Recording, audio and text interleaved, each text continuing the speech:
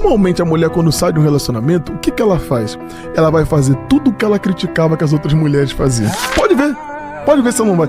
A roupa que ela criticava que as mulheres usavam, ela passa a usar. O ambiente que ela criticava que as mulheres frequentavam, ela passa a frequentar. E ela passa a fazer tudo o que ela criticava. E aí o que que vai acontecer? O reflexo na vida dela. Ela vai quebrar os valores dela, os princípios dela.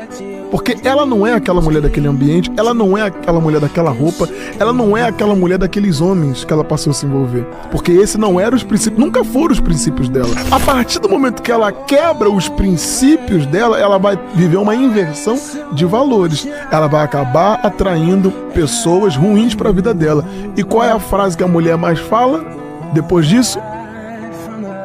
Homem é o quê? É tudo igual. É tudo igual.